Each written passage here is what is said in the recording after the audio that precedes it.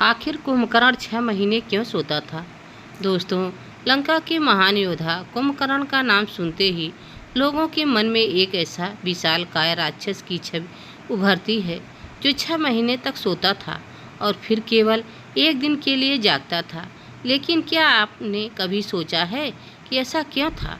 क्या यह केवल उसकी आदत थी या इसके पीछे कोई बड़ा रहस्य छिपा था? कुंभकर्ण महर्षि विश्वा और राक्षसी कैकसी का पुत्र था। वह रावण और विभीषण का भाई था। तीनों भाइयों में कुंभकर्ण सबसे अधिक बलशाली था। उसका शरीर पर्वत के समान विशाल था और उसका पराक्रम देवताओं तक को भयभीत कर देता था। एक समय की बात है, रावण, कुंभकर्ण और विभीषण तीनों भाइयों ने ब्रह्मा जी को प्रसन्न करने के लिए कठोर तपस्या की। वर्षों तक तप करने के बाद ब्रह्मा जी उनके सामने प्रकट हुए और बोले, वश, मैं तुमसे बहुत प्रसन्न हूँ। जो वरदान मांगना चाहते हो मांगो। रावण ने अमरता की इच्छा की, लेकिन जब वह संभव नहीं हुई तो उसने देवताओं और अनेक शक्तिशाली प्राणियों से अजेय होने का वर मांगा। विभीषण ने धर्म और भगवान की भक्ति का वरदान मांगा। अब बारी आई कुंभकर्ण की थी। देवता पहले से ही उसके बल से भयभीत थे।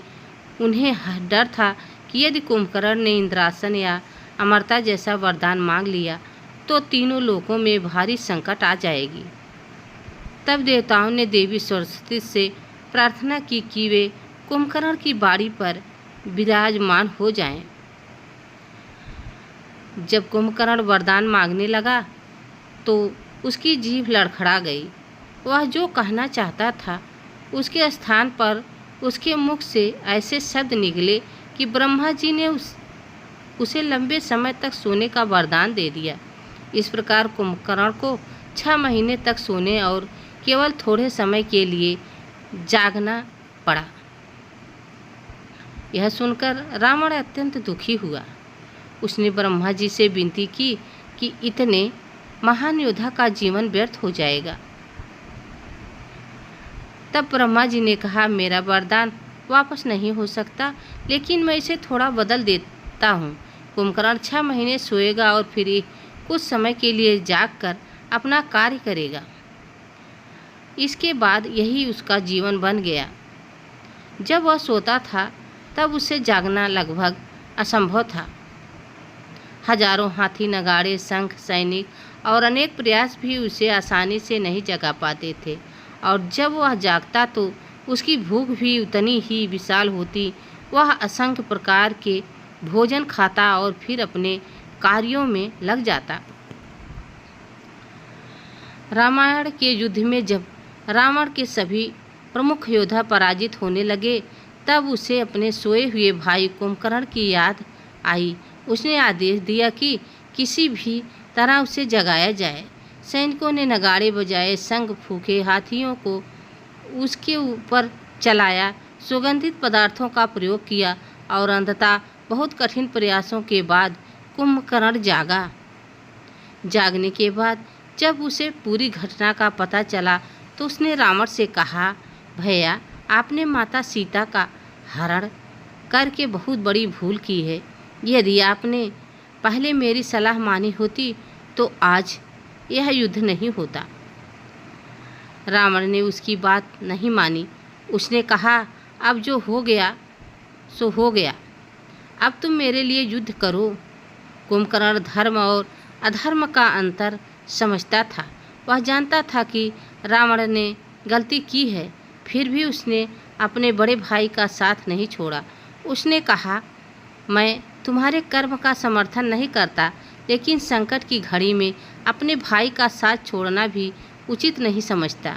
इसके बाद कुंभकर्ण युद्धभूमि में पहुंचा। उसके आते ही वानर सेना में भय फैल गया।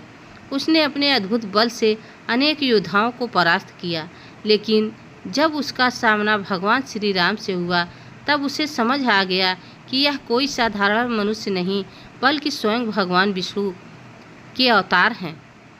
कुंभकर्ण ने पूरे साहस और सम्मान के साथ युद्ध किया। अंत में भगवान श्री राम के दिव्य बाणों से उसका वध हुआ। मृत्यु के समय भी उसके चेहरे पर वीरता और कर्तव्य का तेज दिखाई दे रहा था।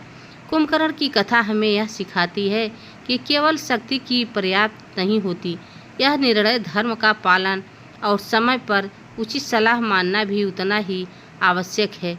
यदि रावण ने अपने भाई की बात मान ली होती तो लंका का विनाश शायद टल सकता था। इसी कारण कुंभकर्ण का 6 महीने तक सोने केवल एक विचित्र घटना नहीं बल्कि ब्रह्मा जी के वरदान और देवताओं की योजना का परिणाम था। उसकी कहानी आज भी हमें यह संदेश देती है कि अहंकार का अंत निश्चित है, जबकि धर्म का मार्ग ही सच्ची विजय दिलाता है। दोस्तों, यह वीडियो आप सबको कैसी लगी कमेंट में ज़रूर बताना। चैनल पर नए हो तो लाइक सब्सक्राइब जरूर करना। तब तक के लिए राधे राधे, जय श्री कृष्ण, धन्यवाद।